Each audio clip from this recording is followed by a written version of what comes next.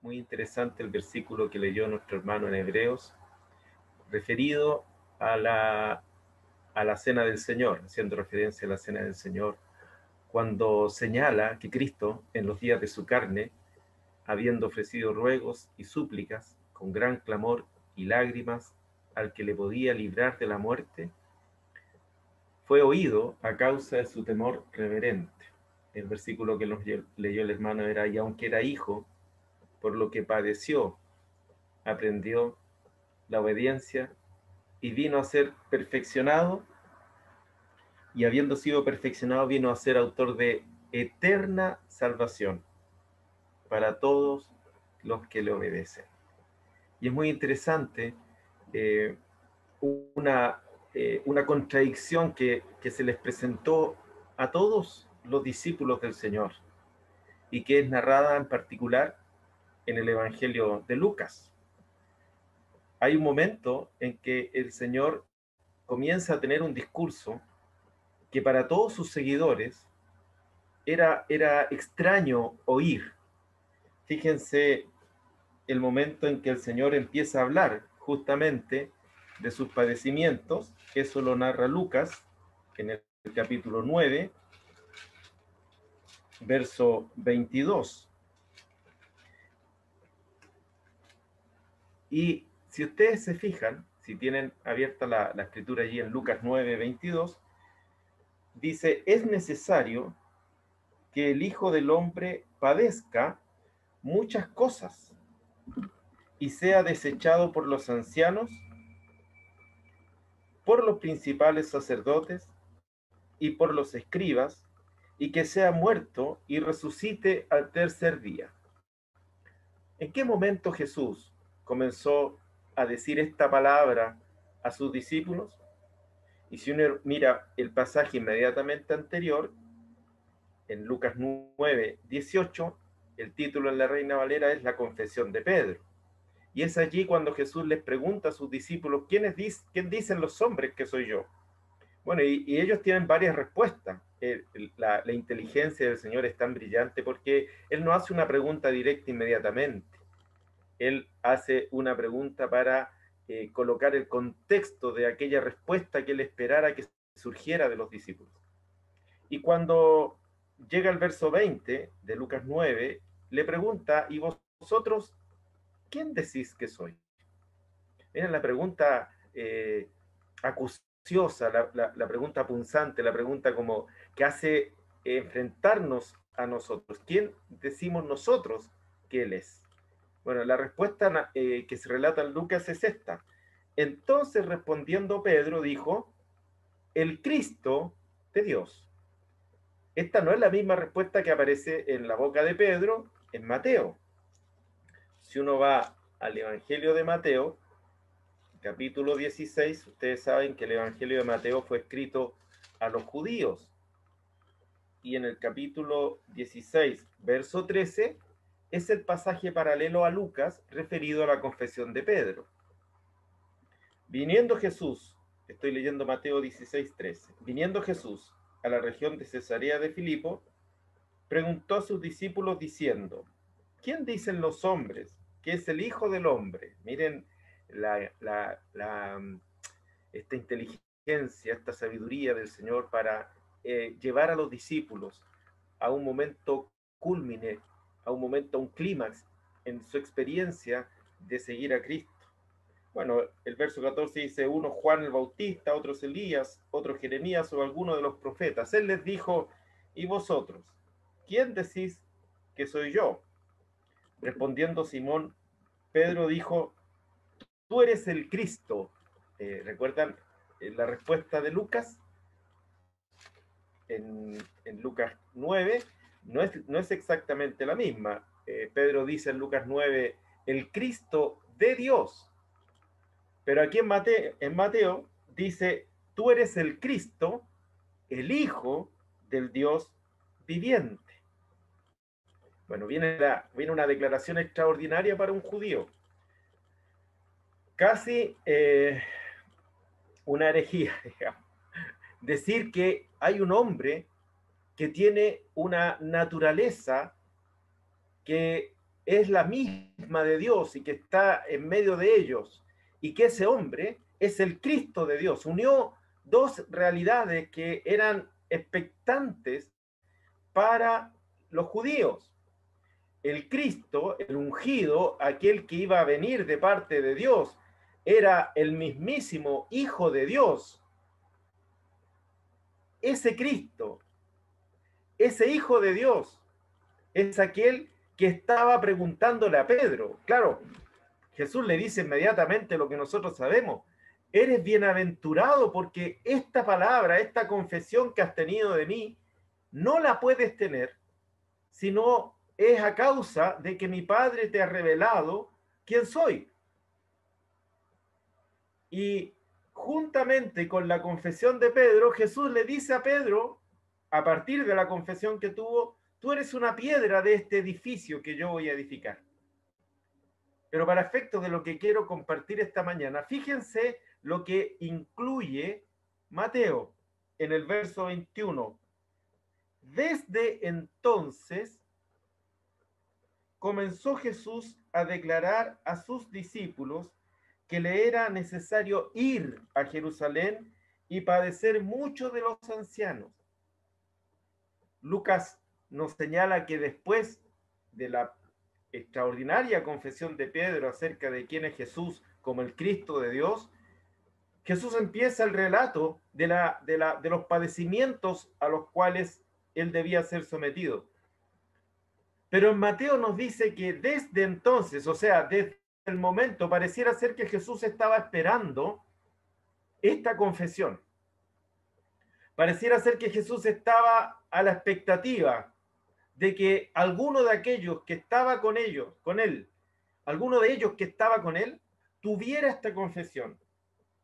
Y cuando tuviera esta confesión, que no era posible o no es posible, sin una revelación del Padre respecto de quién es Jesús, parece que Jesús sabía que tenía que empezar a unir dos elementos que para todos sus oyentes eran extraños. Que el Cristo, que era Jesús, que es Jesús, que ese Cristo glorioso, padeciera. Y es tan extraño a la mentalidad del judío que cuando Pedro oyó que el Cristo a quien él había confesado, que este Jesús, que era el Cristo, cuando Pedro oyó acerca de lo que le iba a acontecer, Pedro reacciona como un judío. Y un judío que oía que el Cristo de Dios padeciera, no lo podía entender. Entonces, por eso, en Mateo 16, 22, entonces Pedro, tomándolo aparte, comenzó a reconvenirle. O sea, lo empezó a cuestionar a Jesús. ¿Y qué empezó a cuestionar? Señor, ten compasión de ti. En ninguna manera esto te acontezca. Y si uno sigue el relato, uno se da cuenta que no es que Pedro tuviese misericordia de que alguien padeciera, o que Pedro se conmoviera. Por supuesto que se conmovía seguramente, pero en el relato lo que a Pedro no le entraba en la cabeza, disculpen que lo diga de esa forma, era que el Cristo que él había confesado, que Jesús tenía que padecer. Porque para un judío, la expectativa mesiánica en aquella época, después de cerca de 400 años de silencio, el último profeta del Antiguo Testamento fue Malaquías, profetizó en el 430 aproximadamente antes de Cristo. Estos 400 años de silencio profético que marcaron una altísima expectativa, de pronto viene Juan el Bautista, que comienza a anunciar la venida del Señor, la venida del Mesías. Todo el pueblo se empieza a alentar. En el relato de Juan, de los primeros discípulos, pone en labios de Juan el Bautista, he aquí el Cordero de Dios, y los discípulos de Juan comenzaron a seguir a Jesús. Vino aquel que nos iba a redimir, vino aquel que nos iba a rescatar, vino aquel a quien el Padre le va a conceder un reino eterno, vino aquel que no morirá, vino aquel que va a restablecer a Israel por sobre todas las naciones. Y resulta que este que vino, en la mentalidad de un judío, no podía morir. Y lo que dice el Señor, voy a padecer, voy a morir.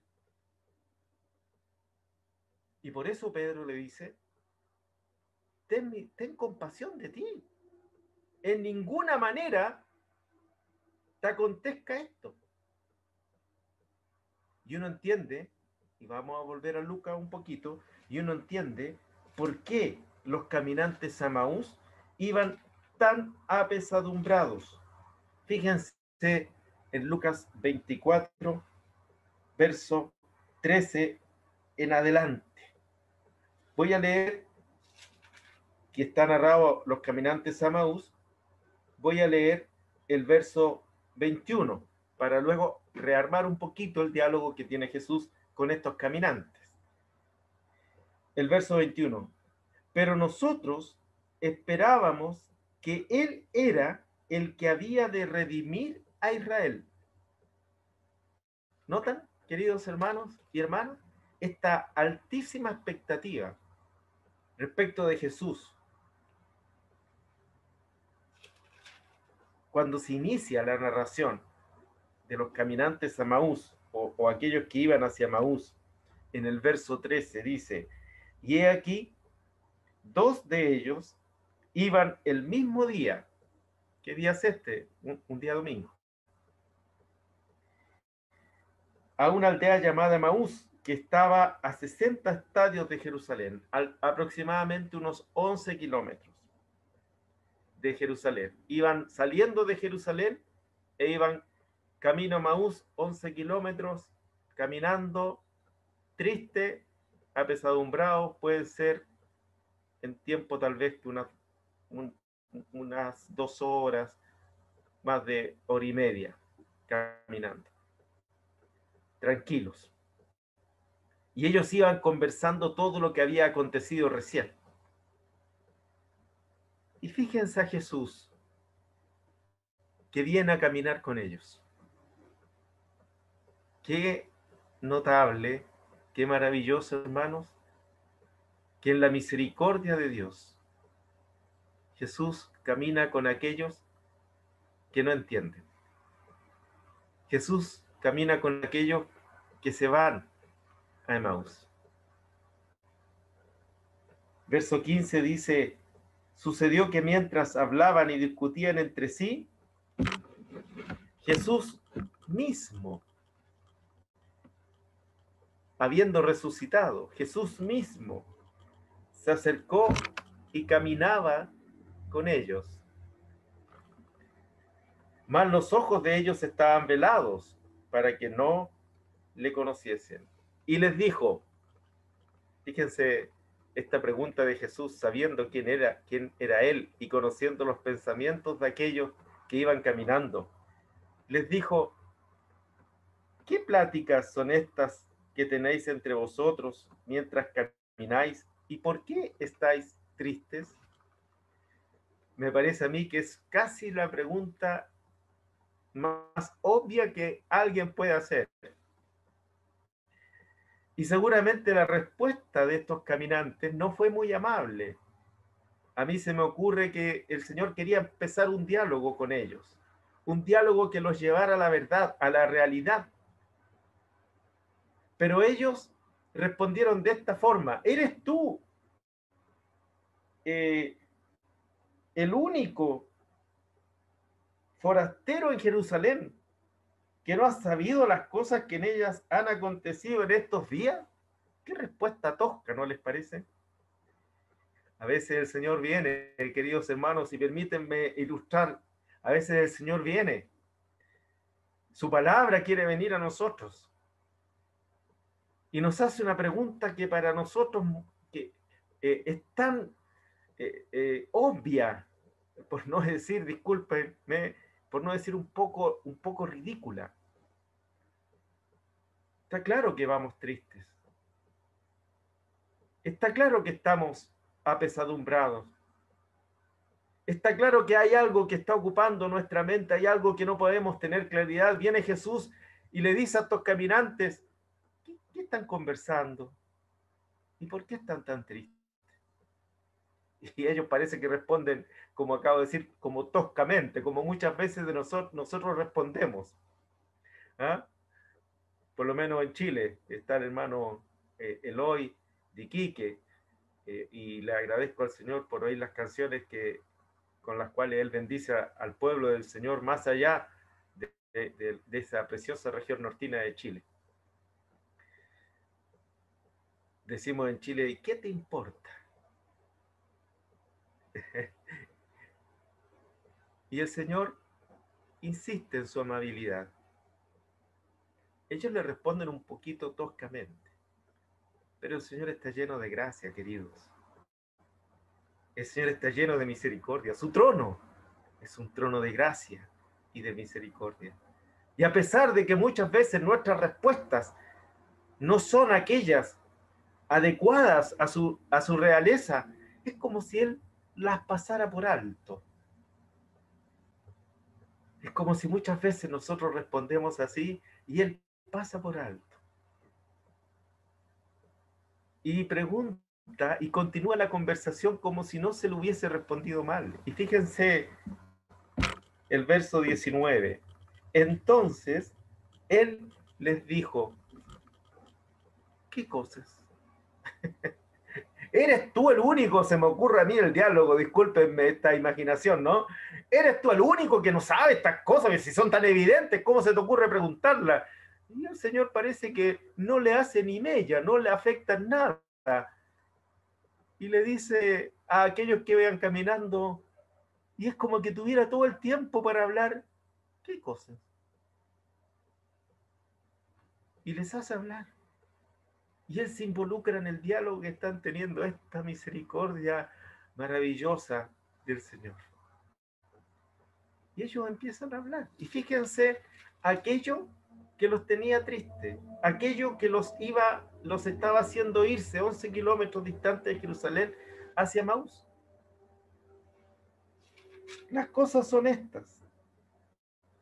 Y ellos le dijeron, y Lucas es extraordinario, queridos hermanos, espero que alcancemos a verlo, cómo Lucas ordena los eventos que menciona de la resurrección, que son 3, y cómo los ordena para mostrar lo que es el Evangelio para todas las naciones. Y ellos le dijeron, estas cosas son de Jesús Nazareno, que fue varón profeta.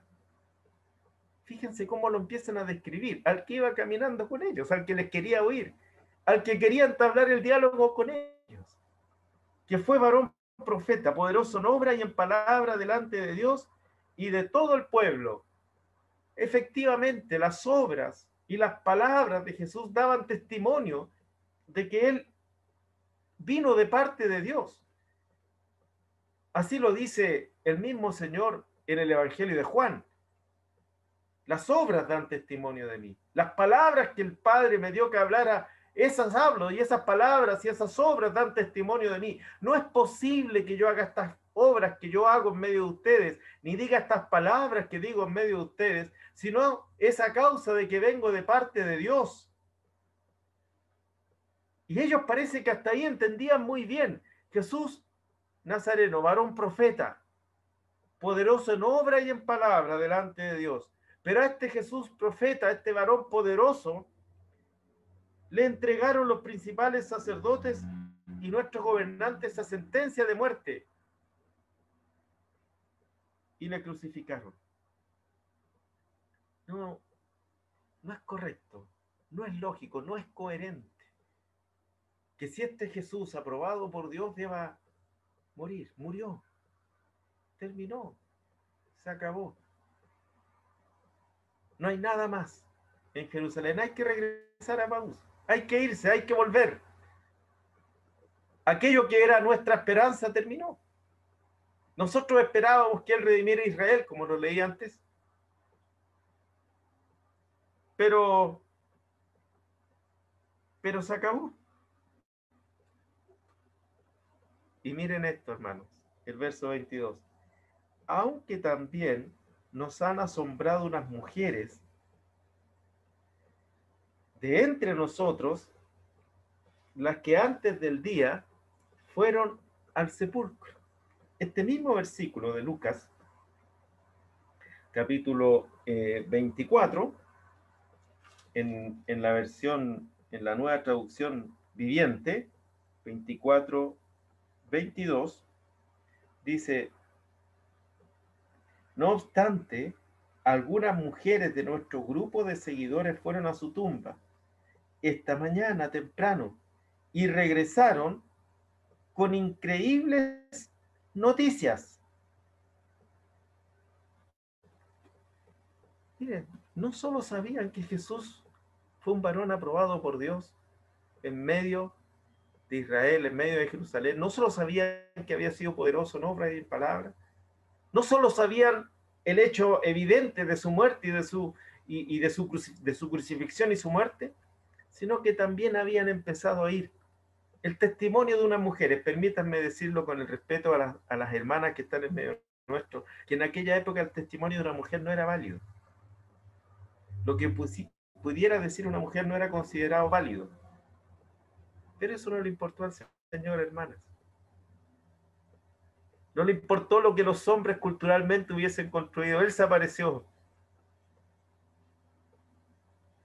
Y las mujeres tuvieron un testimonio de primera mano, de primera fuente. Bendito sea el Señor. Y miren el verso 25, glorioso versículo que da vuelta a la comprensión de estos caminantes a Maús. Oh insensatos y tardos de corazón para creer. Yo le agradecería al Señor que me dijera necio. Si es el Señor, que me lo diga nomás. Necio. Oh insensatos y tardos de corazón. Verso 26. No era, y noten esto, hermanos, no era necesario que el Cristo padeciera estas cosas y que entrara en su gloria. Esto que para ustedes les trae tristeza, esto que para ustedes, este es el diálogo del Señor, esto que para ustedes no lo podían unir, que el Cristo de Dios padeciera, esto estaba claro en los profetas. Y lo que ha ocurrido con ustedes, les dice el Señor, es que hay necedad.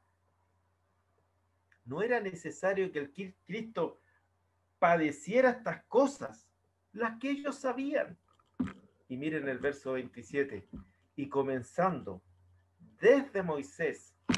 ¿Qué diálogo tiene que haber sido eso? No les dan ganas de haber ido caminando y estando el Señor al lado, empezar a hablarnos, a mostrarnos la escritura, comenzando desde Moisés y siguiendo por todos los profetas, les declaraba en todas las escrituras lo que de él decían. Lucas, creo yo, pone intencionadamente este relato, esta narración, este evento de Emaús, que no está narrado en los otros evangelios, para mostrar a aquellos que iban a escuchar el evangelio, que iban a leer el evangelio, particularmente Teófilo, que era en este momento tan crucial. Había una comprensión que unía la confesión de quién es Jesús con los padecimientos necesarios vinculados a esa confesión. Era necesario que el Cristo padeciera antes de entrar en su gloria. 11 kilómetros caminando. Y de pronto, miren lo que ocurre. Verso 30. Y aconteció que estando sentado con ellos a la mesa, tomó el pan y lo bendijo. Lo partió y les dio. Un día domingo. Toma el pan. Lo bendice. Qué gloriosa bendición sobre ese pan en las manos de Jesús. Lo partió y les dio. Y cuando ellos comieron ese pan partido por Jesús. Entonces, dice el verso 31, les fueron abiertos los ojos y le reconocieron. Mas él se desapareció de su vista. ¿Y qué hacen estos caminantes a Emaús? Cuando luego de recibir ese pan partido por Jesús que estaba comiendo con ellos, y les fueron abiertos sus ojos y le reconocieron, ¿qué hacen esos caminantes? El verso 33 dice inmediatamente, aun cuando era de noche, y le dijeron a este forastero que les acompañaba que se quedara con ellos y que comiera con ellos porque ya era tarde, aunque era tarde, y probablemente era necesario esperar al día siguiente para salir. ¿Saben lo que hacen ellos? En esa misma hora se volvieron a Jerusalén, porque la noticia del Cristo resucitado, porque la noticia de aquel que se levantó de entre los muertos, porque la noticia de aquel que los padecimientos no lo pudieron acabar, porque la noticia de aquel que sufrió y que era necesario que padeciera y que resucitó, les revolucionó, les dio comprensión, les hizo volverse de su camino extraviado. Ellos iban a Emaús, debían haberse quedado en Jerusalén, y el Señor los fue a buscar. Y cuando los halló con paciencia, con misericordia, con gracia, les atrajo hacia la verdad, les atrajo hacia la realidad que es Él. Y cuando abrió sus ojos, cuando ellos le fueron abiertos sus ojos, su corazón, no tuvieron más. Y una versión dice, y en menos de una hora llegaron a Jerusalén y se unieron. Lucas quiere mostrarnos en el capítulo 24, en los 3 eventos que narra, la misma comprensión. Miren, hermanos, Lucas 24, 7. Esto es dicho, voy a leer un poquitito antes del 24, 6. Esto es dicho por aquellos que estaban con las mujeres. No está aquí, sino que ha resucitado. Acordaos de lo que os habló cuando estaba en Galilea, diciendo, es necesario que el Hijo del Hombre sea entregado en manos de hombres pecadores y que sea crucificado y resucite al tercer día. Es necesario. Lo mismo lo reitera cuando estos caminantes que vuelven de Emaús y se integran a los demás discípulos, y ya la noticia ese domingo en la noche estaba siendo una noticia brillante, maravillosa. Miren lo que ocurre. El verso 36. Y mientras ellos aún hablaban de estas cosas, Jesús se pone en medio y le dice, pasa a vosotros, y todos se escandalizaron, se atemorizaron y pensaron que era un fantasma. No, disculpen la expresión, pero yo me muero de miedo. Verso 37. Entonces, espantados y atemorizados. Y miren lo que les dice en el verso 45 el Señor. Perdón, el verso 46. No, el verso 45 está bien. Entonces les abrió el entendimiento para que comprendiesen las escrituras. Y les dijo, así está escrito, y así fue necesario que el Cristo padeciese. Si se fijan en los 3 relatos posteriores a la resurrección, Lucas enfatiza este mismo, esta misma comprensión. El Cristo le era necesario padecer. ¿Por qué le era necesario padecer? ¿Cuál era la razón de esa necesidad?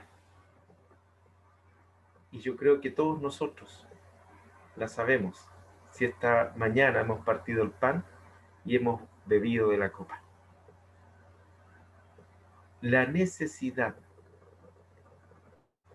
de sus padecimientos era la declarada por Isaías. Mas él, molido fue por nuestros pecados. Nosotros le tuvimos por herido, por azotado por Dios, pero él fue molido por nuestros pecados. El castigo de nuestra paz fue sobre él. Estos padecimientos eran necesarios para que a partir de la resurrección se instaurara, se mostrara una nueva dispensación, un nuevo tiempo de Dios respecto de los hombres. Lo antiguo había quedado porque era sombra de lo venidero, lo antiguo había quedado atrás porque era lo que nos quería mostrar lo venidero, pero vino lo venidero. Vino la realidad de Dios, el nuevo pacto de Dios para con los hombres, hecho en la cruz y hecho en el mismo Hijo de Dios. ¿Qué se inaugura? ¿Qué comienza desde ese momento? Lo dice muy bien el Señor, por supuesto, en Lucas 24:47, y que se predicase en su nombre el arrepentimiento y el perdón de pecados en todas las naciones. ¿Por qué era necesario el padecimiento? Porque sin el padecimiento de Cristo no había posibilidad de arrepentimiento. Y sin el padecimiento de Cristo no había posibilidad de perdón. Y esto, dice Lucas, debe ser predicado en todas las naciones.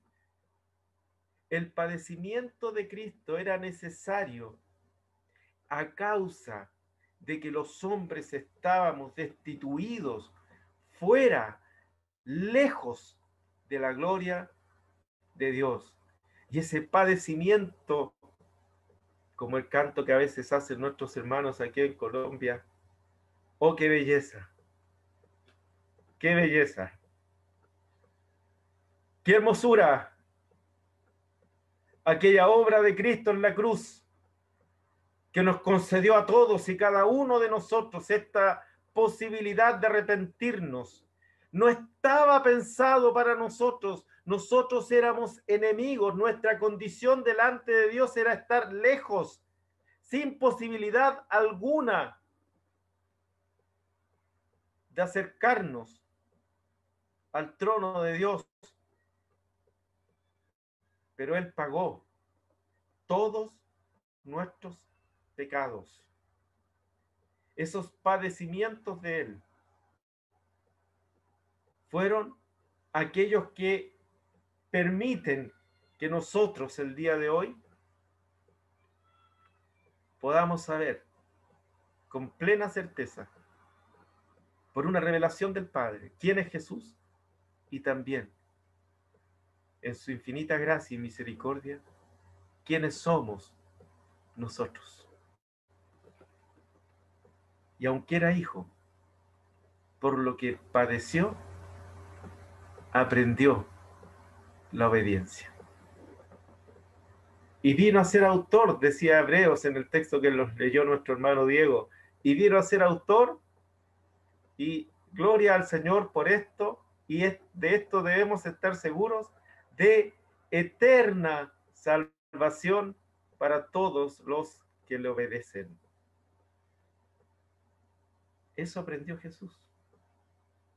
Él aprendió la obediencia a causa del padecimiento. Y cuando aquellos que le conocen, que somos todos nosotros, aquellos que por gracia nos acercamos a Él, que somos todos nosotros, sabemos y entendemos, porque el Padre nos ha mostrado, nos ha revelado, nos ha dado comprensión. Queridos, cuando el Pablo se convierte y viene Ananías.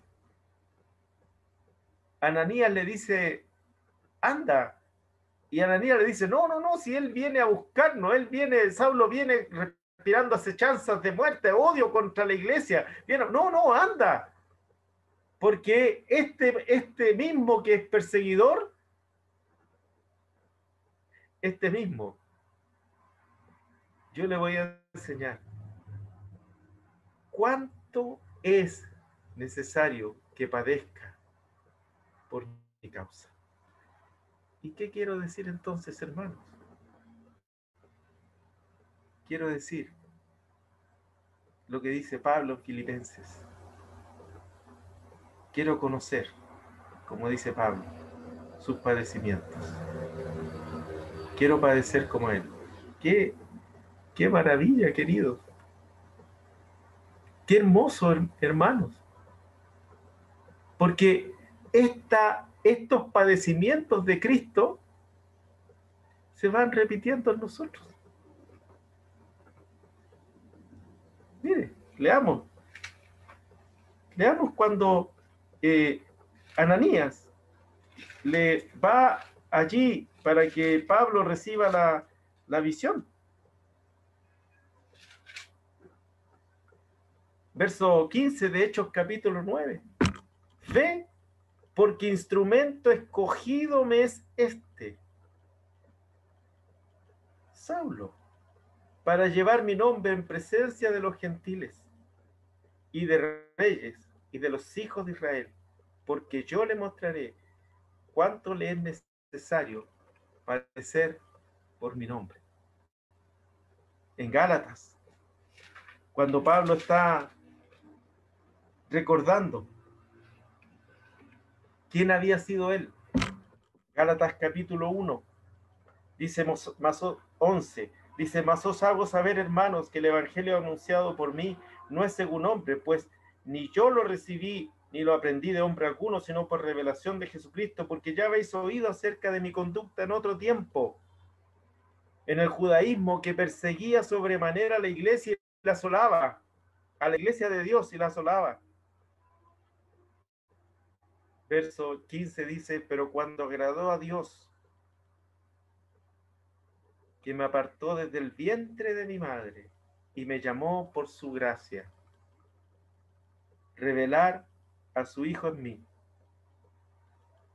Bendito el Señor. Él estaba yendo a Damasco.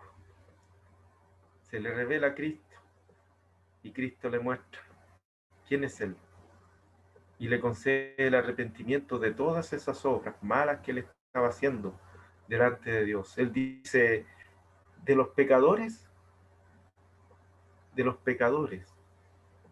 yo soy el primero.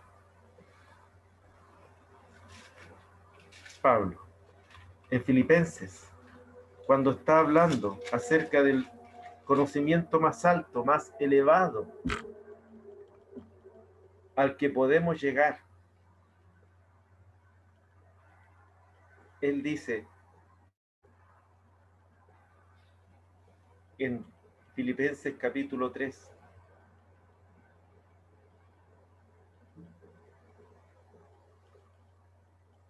verso 10, a fin de conocerle. Este hombre quedó absolutamente preso, digamos, de Cristo, a fin de conocerle y el poder de su resurrección y la participación de sus padecimientos, llegando a ser semejante a él en su muerte.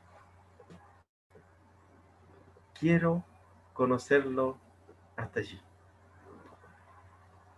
Quiero que este conocimiento del Cristo glorioso que se me apareció, Filipenses está escrito alrededor del año 60, Pablo tuvo el encuentro con Jesús alrededor del año 35, así que estamos hablando de unos 30 años de distancia más o menos, y él dice, quiero conocerle. y el poder de su resurrección. Y quiero conocer la participación de sus padecimientos, llegando a ser semejante a Él en su muerte. Esos padecimientos de Cristo, esos padecimientos que Él tuvo en la cruz por amor al Padre, quiero conocerlos.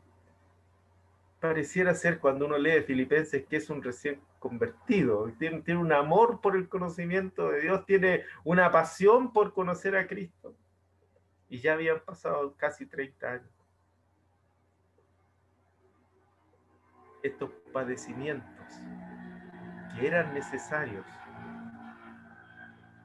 son estos padecimientos a los que el Señor llama, a los que el Señor nos conmueve. Y puede ser, queridos hermanos y hermanas, que necesitemos que el Señor venga a nuestro lado y se incluya en nuestras conversaciones. Y aunque parezcan sus preguntas tan obvias, es porque Él quiere tener un diálogo con nosotros y librarnos de la tristeza, del pesar, de llevar nuestros pasos a donde Él no quiere que los llevemos. Y gracias al Señor, porque a pesar de nuestra manera de ser, el Señor tiene misericordia de todos y cada uno de nosotros. Era necesario que Él padeciera por causa nuestra. Y seguramente conociendo a Cristo, vamos a anhelar algún momento de nuestra experiencia cristiana, en el tiempo que Dios así lo determine, experimentar esos padecimientos. Eso que dice Filipenses, futuro, quiero conocerle, quiero llegar, es lo que Pablo dice allí en Filipenses. Dice él, no que lo haya alcanzado ya, olvidando lo que queda atrás y extendiéndome a lo que está delante. Miren lo que el Señor estaba colocando delante de Pablo. Ese anhelo, esa proyección a la que Pablo debía ir, se cumple en 2 de Timoteo, que es la última carta que escribe, el último registro que tenemos de Pablo allí ya en un segundo encarcelamiento y ya a momentos de su muerte. Él le escribe a Timoteo y le dice, porque yo estoy para ser sacrificado y el tiempo de mi partida se ha acercado. Y la expresión yo estoy para ser sacrificado es una expresión muy interesante en el original, porque muestra que Pablo entendía que había llegado un momento de que su vida, su propia vida, fuera una ofrenda entregada a Dios. No eran las manos del verdugo, no era el poderío del imperio romano, no era César, el hombre, el gobernante mundial, era Pablo el que se entregaba, era Pablo el que se ofrecía. Por supuesto, hermano, un hombre que llega a conocer esta cristología gloriosa de Filipenses y estando en la condición de hombre, no estimó ser igual a hombre, le dio lo mismo, se hizo obediente, se humilló hasta la muerte y muerte de cruz, llevar este mensaje a todas las naciones. Y aun cuando haya padecimiento, y seguramente algunos de nosotros podemos estar en esas condiciones, este mensaje debe ser glorioso en este tiempo. Dios anhela hombres y mujeres que tengan comprensión, que tengan madurez, que tengan experiencia de conocimiento de Cristo. Queremos dar muchas gracias a todos ustedes por las oraciones que han tenido por nuestro querido hermano Marcelo Díaz. Él tuvo este accidente cerebrovascular que, que según los neurólogos, en una escala de 1 a 4, era grado 4. Fueron, él narra, él cuenta un poco, ha podido hablar con nosotros, está lúcido, está bien, está recuperado. El equipo médico habló con él y le dijo, mire, hay dos cosas que no le podemos decir. No sé por qué le ocurrió y no sé por qué está tan sano. Pero hay oraciones de tantos hermanos y hermanas que se elevaron al Padre y fueron contestadas por el Padre.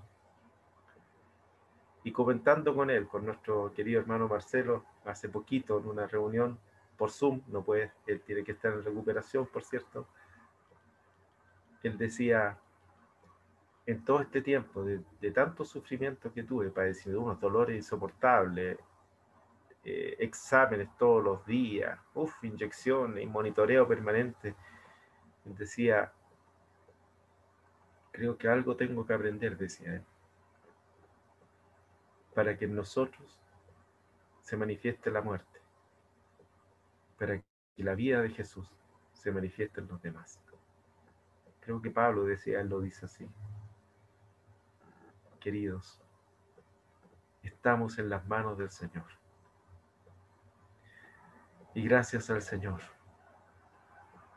porque Él asumió esos padecimientos por amor a nosotros. Bendito y honrado sea el Señor. Oramos un momento. Padre, gracias